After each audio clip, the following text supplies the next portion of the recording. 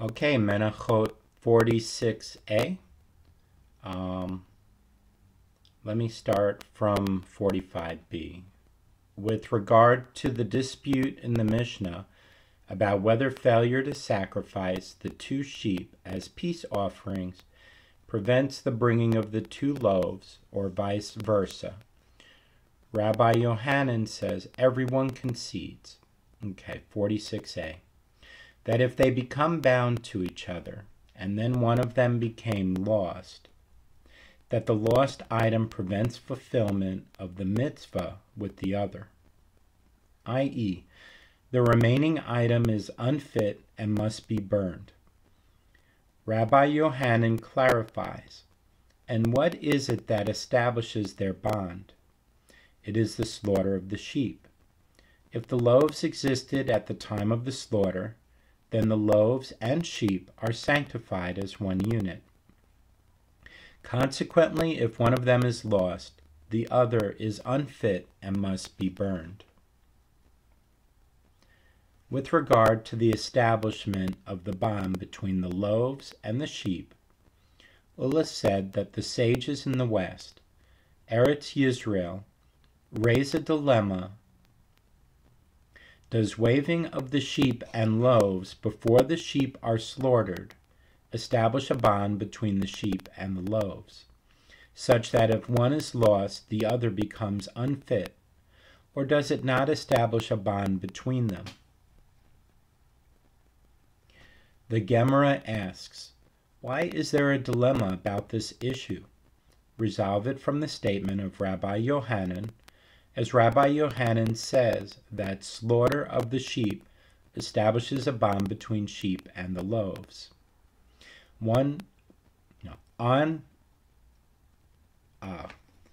This is a mistake. One can conclude by inference that waving, which precedes the slaughter, does not establish a bond between them.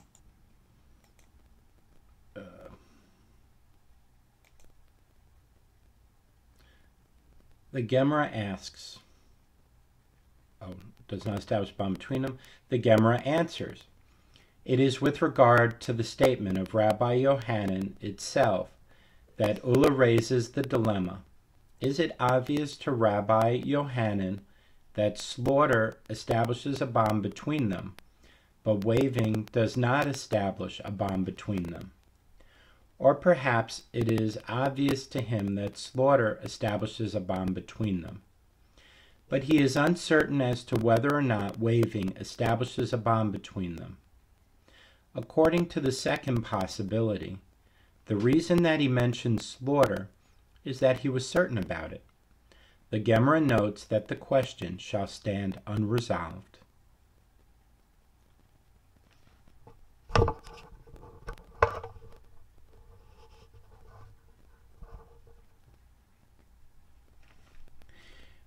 Rabbi Yehuda bar Hanina said to Rav Huna, son of Rav Yehoshua, but when it is written, they shall be holy for the Lord. No, they shall be holy to the Lord for the priest. Leviticus 23:20. It is written immediately after the verse mentioning waving. And nevertheless, Rabbi Shimon ben Nanas and Rabbi Akiva disagree, based on this phrase about whether the loaves can be brought without the sheep, or the sheep can be sacrificed without the loaves. This indicates that the waving does not establish a bond between these 2 items. Rav Huna, son of Rav Yehoshua, replied to Rabbi Yehuda bar Hanina, and according to your reasoning that one can infer the halakha based upon the placement of the phrase, they shall be holy to the Lord for the priest. Is this phrase referring to the time after waving, but not after the slaughter of the sheep? After all, the verse speaks of giving them to the priest, which is done after the sheep have been slaughtered. How then did Rabbi Shimon ben Nanas and Rabbi Akiva disagree concerning this verse? Rather, what do you have to say concerning this verse?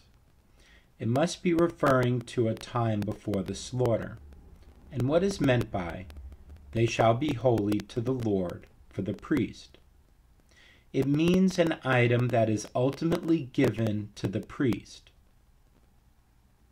Here too one can explain that the verse is referring to a time before the waving, and it means an item that is ultimately given to the priest.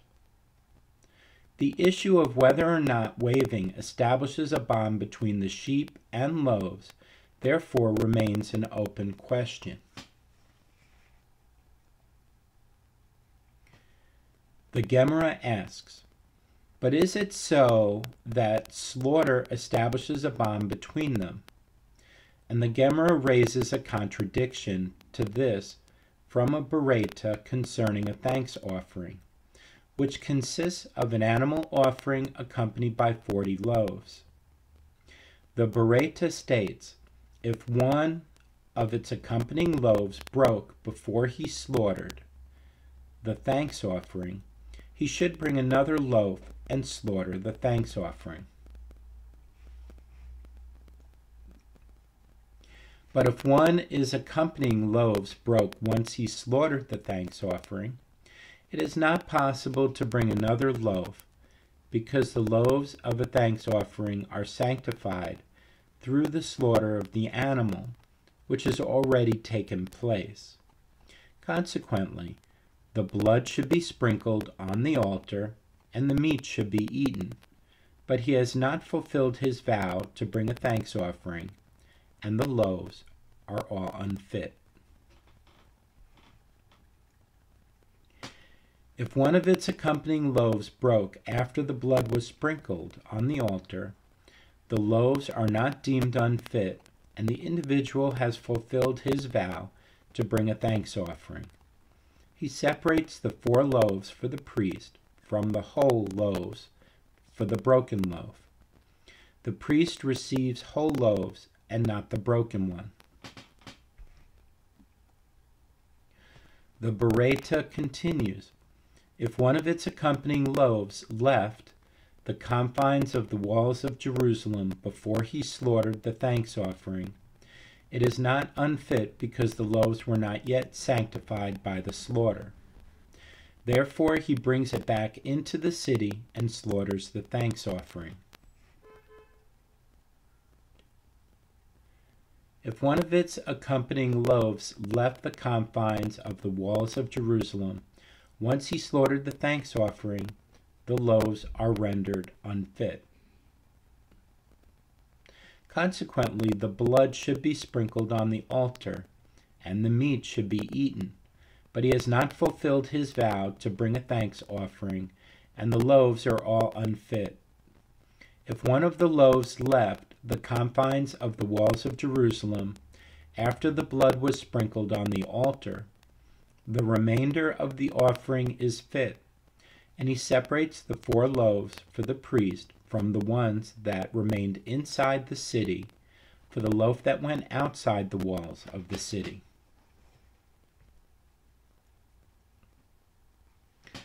The Beraita continues, if one of its accompanying loaves became impure before he slaughtered the thanks offering, he brings another loaf and slaughters the thanks offering.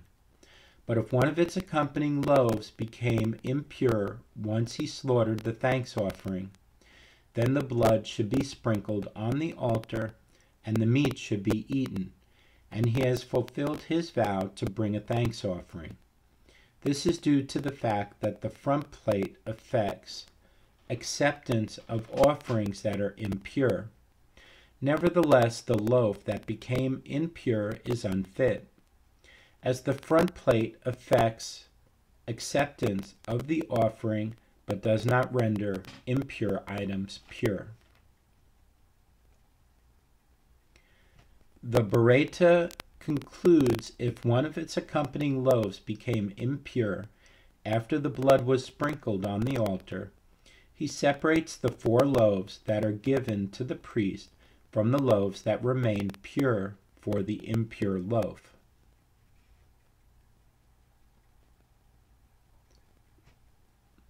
The Gemara comes to its question.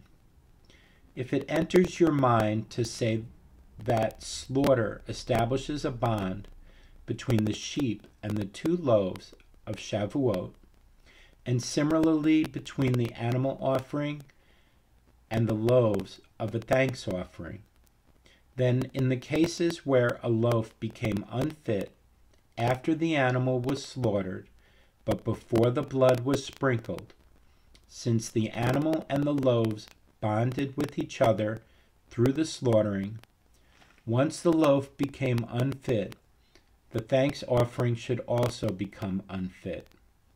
Consequently, the blood of the offering should not be sprinkled on the altar, and the meat should not be eaten, contrary to what is stated in the Bereta.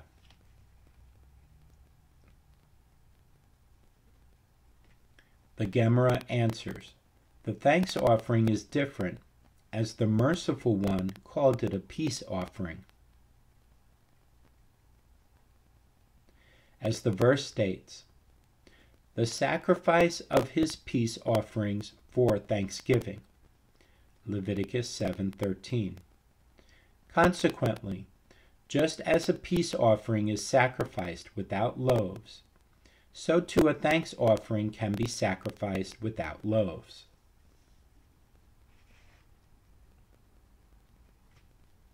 Rabbi Yirmiyah says, if you say that waving establishes a bond between the loaves and the sheep, then in a case where the loaves were lost after the waving, 46b, the sheep are lost as well, i.e. they cannot be sacrificed, and one must bring different loaves and sheep.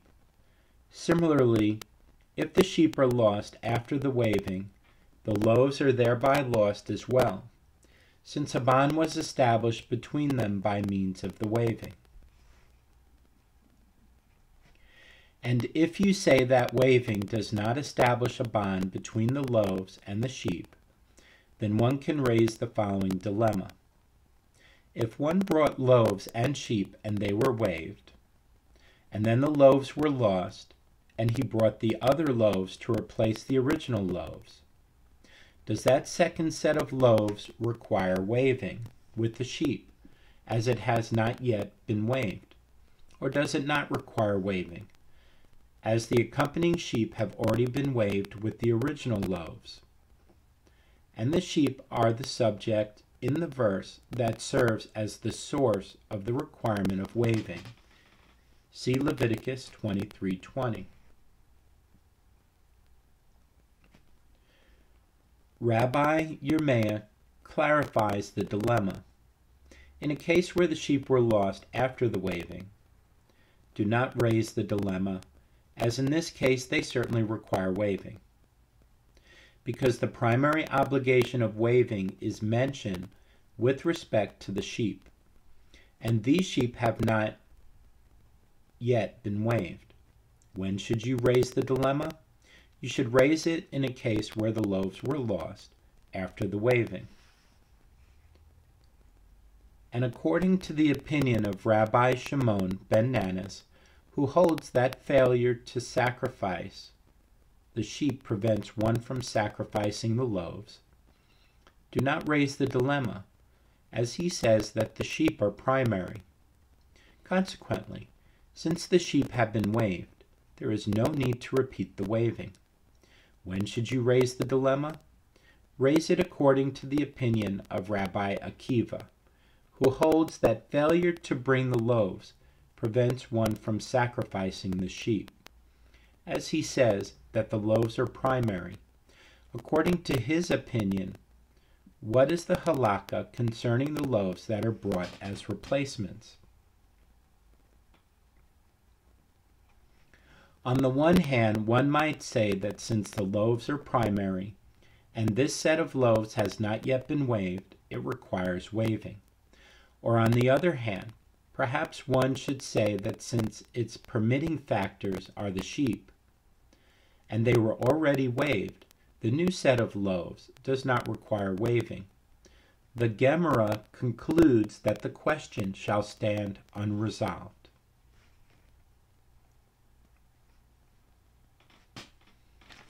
Abai said to Rava, "What is different about the 2 sheep brought as peace offerings together with the 2 loaves of Shavuot, such that their slaughter sanctifies the loaves?" See 47a.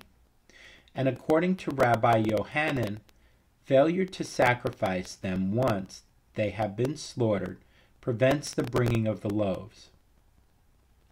And what is different about the 7 sheep, the bull, and the 2 rams brought on Shavuot as an additional offering, such that their slaughter does not sanctify the loaves, and failure to sacrifice them does not prevent the bringing of the loaves?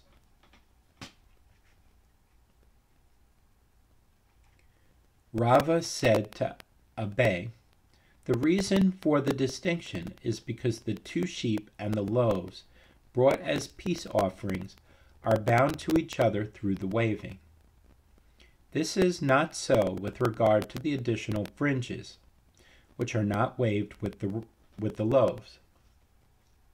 The Gemara challenges, but in the case of a thanks offering and its loaves, which are not waved together, they are not bound to each other through waving, and nevertheless the slaughter of the animal offerings sanctifies the loaves, and failure to sacrifice the animal offering prevents the bringing of the loaves. This indicates that the waving is not the critical factor. Rather, the reason for the distraction is that the 2 sheep brought as peace offerings are comparable to a thanks offering. Just as a thanks offering is a peace offering, so too the 2 sheep are also a peace offering. Consequently, just as the slaughter of the thanks offering sanctifies the accompanying loaves, and failure to sacrifice the animal prevents one from bringing the loaves, the same applies with regard to the sheep, peace offerings, and loaves of Shavuot. The Gemara responds, are the 2 sheep of Shavuot and the thanks offering really comparable? There, in the case of the thanks offering, there are no other animal offerings brought with it. But here, in the case of the offerings brought on Shavuot, where there are other animal offerings brought with it, let these peace offerings and those additional offerings sanctify the loaves. Why is it only the sheep brought as peace offerings that sanctify the loaves? Rather, the reason for the distinction is that the 2 sheep brought as peace offerings are comparable to a Nazarite's ram, which is sacrificed as a peace offering when he completes his term of Nazariteship, in addition to a lamb that he sacrifices as a burnt offering, a female lamb that he brings then as a sin offering, and the Nazarite loaves. See Numbers 6, 14 and 15. Just as in the case of a Nazarite's ram, even though there are other offerings brought with it, nevertheless it is the slaughter of the peace offerings that sanctifies the Nazarite loaves, and not the slaughter of anything else.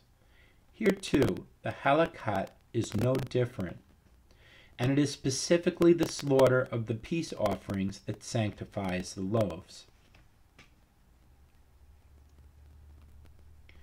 The Gemara asks, and there, in the case of the offerings of the Nazarite, from where do we derive that it is specifically the slaughter of the peace offerings that sanctifies the loaves? The Gemara answers, this is as it is taught in a Bereta concerning a verse stated with regard to the offerings of the Nazarite. And he shall offer the ram for a sacrifice of peace offerings to the Lord, with the basket of unleavened bread. Numbers 6:17. This verse, which connects the ram and the loaves, teaches that the basket of the Nazarite loaves comes as an obligation for the ram, which is a peace offering, and the slaughter of the ram sanctifies the loaves. Therefore, if the slaughter was unfit, e.g., in a case where he slaughtered the ram not for the sake of a peace offering, the loaves were not sanctified.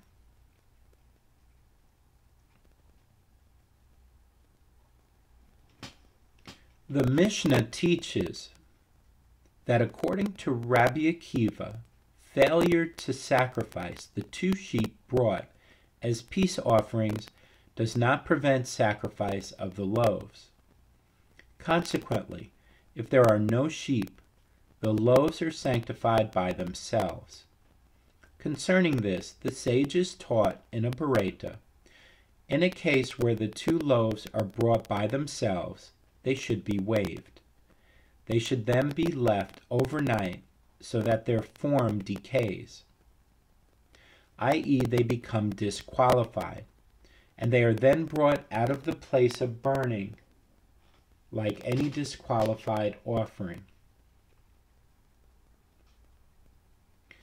The Gemara challenges, whichever way you look at it, this is difficult. If the loaves are brought and waived in order to be eaten, let the priest eat them rather than burn them. If they are brought only to be burned, let the priest burn them immediately.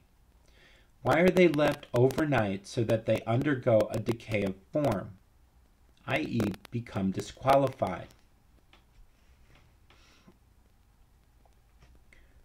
Rabbah said, actually, the loaves are brought and waived in order to be eaten.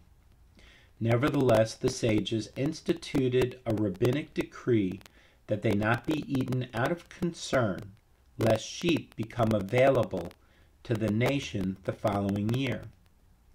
And they might say, didn't we eat the loaves without any accompanying sheep last year? Eshtakad. Now too, we will eat the loaves without sacrificing the sheep. And they will not know that the reason they were permitted to eat the loaves without sacrificing sheep last year is that there were no sheep, and therefore the 2 loaves permitted themselves to be eaten, i.e., they could be eaten without the sacrifice of the sheep. But now that there are sheep, it is the sacrifice of the sheep that permits the loaves to be eaten.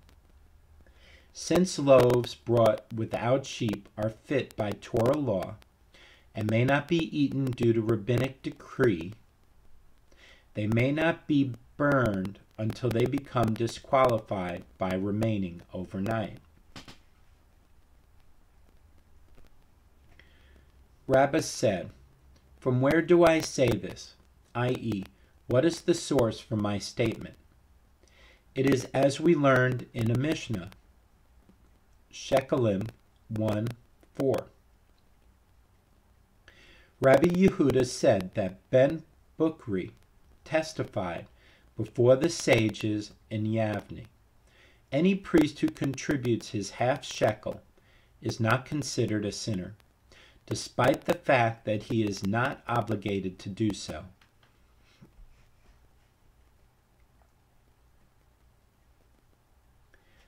Rabbi Yehuda added that Rabban Yohanan ben Zakkai said to Ben Bukri, that is not the case. Rather, any priest who does not contribute his half shekel is considered a sinner, as they are obligated in this mitzvah like all other Jews. But the priests who do not contribute the half shekel interpret this following verse to their own advantage in order to excuse themselves from the mitzvah. And the verse states, "And every meal offering of the priest shall be wholly made to smoke, it shall not be eaten." Leviticus 6:16. Those priests claim as follows: since the omer offering and the 2 loaves, i.e. the public offering of 2 loaves from the new wheat, brought on the festival of Shavuot, and the showbread placed on the table in the sanctuary each Shabbat, which are all meal offerings, are ours. Then if we contribute half shekels, we will have partial ownership of these communal offerings, as they are purchased with the half shekels. How then can they be eaten? They would then be regarded as priest's meal offerings, which must be wholly burned. Rabbah discusses this Mishnah. What are the circumstances of these 2 loaves? If we say that the Mishnah is referring to a case where they are brought with the animal offering, i.e., the 2 sheep brought as peace offerings, why shouldn't the loaves be eaten? Is that to say that priests cannot volunteer to bring a thanks offering and its loaves and eat them? Just as the loaves that accompany a thanks offering may be eaten, even if brought by a priest, the same halakha should apply to the 2 loaves when they accompany sheep brought as peace offerings. Rather, it is not referring to a case where the 2 loaves are brought by themselves. And the Mishnah teaches that the priests claimed, how can they be eaten? Apparently, in principle, the loaves come to be eaten, but due to rabbinic decree, they are not eaten and are left overnight until their form decays. Abai said to Rabbah in response, actually, the Mishnah can be interpreted as referring to loaves brought with the animal offering, and therefore it does not prove that when the 2 loaves are brought by themselves, they may be eaten.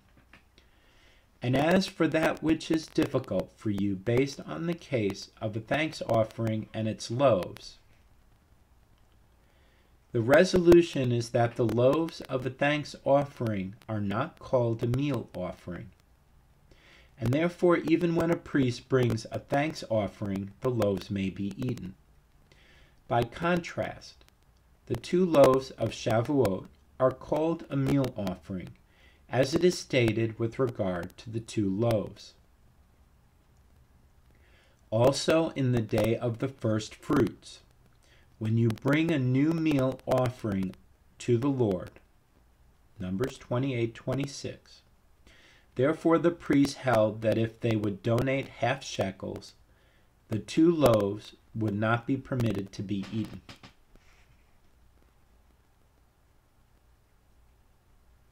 Rav Yosef said, a different response to Rabbah's proof.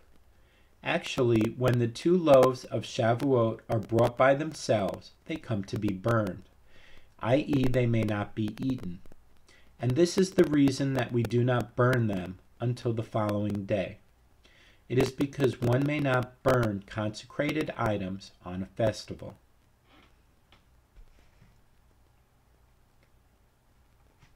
Abai said to Rav Yosef, is the burning of the 2 loaves comparable to the burning of other consecrated items, such that the loaves may not be burned right away for this reason? There, in the case of other consecrated items, this is not their mitzvah, i.e. they are supposed to be eaten, but if they become disqualified, they must be burned. Conversely here, in the case of the 2 loaves of Shavuot that are brought by themselves, where this is their mitzvah, i.e. they are supposed to be burned, let the priest burn them on the festival, just as is the halakha in the case of the bull and the goat of Yom Kippur, which are burned on Yom Kippur despite the fact that it is a festival. Rather, Rav Yosef said, the reason the loaves are left overnight is due to a rabbinic decree not to burn them immediately, lest sheep become available to the nation afterward. Later in the day, in which case the loaves could be waved with them and then eaten. Abai said to Rav Yosef, that works out well for the entire time period when they may be sacrificed, i.e., until the afternoon daily offering is sacrificed. But after that, let them burn the loaves immediately and not wait until the next day. Rav Yosef replied, what is the meaning of the phrase in the Bereta that teaches that the loaves must be left until their form decays? It means that they must be left until the form of their sacrifice has passed, i.e., until after the time when the sheep could be sacrificed. Rava said that there is a different response to Rava's proof. When the 2 loaves of Shavuot are brought by themselves, by Torah law, they come to be eaten, but due to rabbinic decree, they are not eaten and are left overnight until they are disqualified. The reason for the decree is due to that which Rabbah said, i.e., due to the concern that the following year sheep will be available, and nevertheless the nation will bring the 2 loaves without sheep. But the proof that by Torah law the loaves may be eaten is not from Rabbah's line of reasoning, i.e., from the Mishnah in Shekalim. Rather, it is from a verse. And Rava said by way of explanation, from where do I state this halakha? From the fact that it is written with regard to the 2 loaves.